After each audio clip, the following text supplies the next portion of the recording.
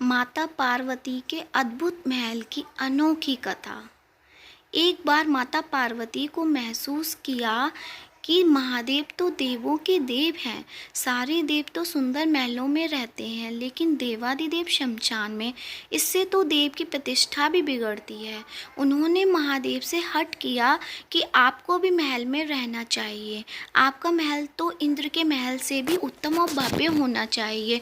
उन्होंने जिद पकड़ी कि अब ऐसा महल चाहिए जो तीनों लोकों में कहीं ना हो। महादेव ने समझाया कि हम तो ठहरे योगी, महल में तो चैन ही नहीं पड़ेगा।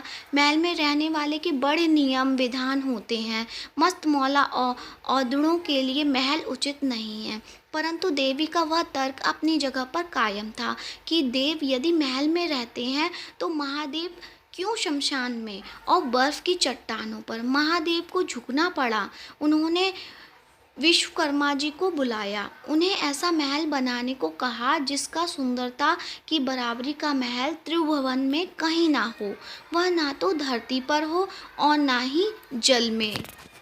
विश्वकर्मा की जगह की खोज करने लगे। उन्हें एक ऐसी जगह दिखी जो चारों ओर से पानी से ढकी हुई थी। बीचों बीच में 3 सुंदर पहाड़ दिख रहे थे।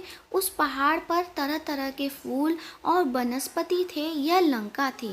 विश्वकर्मा जी ने माता पार्वती को उसके बारे में बताया तो माता प्रसन्न हो गईं और एक विशाल नगर के ही निर्माण का आदेश दे दिया। विश्वकर्मा जी ने अपनी कला का परिचय देते वहाँ सोने की अद्भुत नगरी ही बना दी। माता ने गृह प्रवेश को मुहूर्त निकलवाया। विश्वाश्री को आचार्य नियुक्त किया गया। सभी देवताओं और ऋषियों को निमंत्रण मिला। जिसने भी महल देखा वह उसकी प्रशंसा करते नहीं थका। गृह प्रवेश के बाद महादेव ने आचार्य से दक्षिणा मांगने को कहा। महादेव की माया से विश्वा का मन उस नगरी पर ललचा गया था, इसलिए उन्होंने महादेव से दक्षिणा के रूप में लंका ही मांग लिया। महादेव ने विश्वा को लंकापुरी दान कर दी।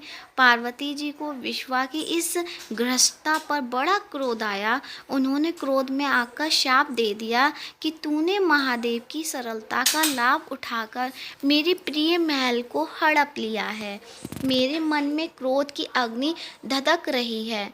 महादेव का ही अंश एक ही उस महल को जलाकर कोयला कर देगा और उसके साथ ही तुम्हारे कुल का विनाश आरंभ हो जाएगा। कथा स्तुति के अनुसार विश्वा से वह पूरी पुत्र कुबेर को मिली, लेकिन रावण ने कुबेर को निकालकर लंका को हड़प लिया। शाप के कारण शिव के अवतार हनुमान जी ने लंका जलाई और विश्वा के पुत्र रावण, कुंभकर्ण और कुल का विनाश हुआ।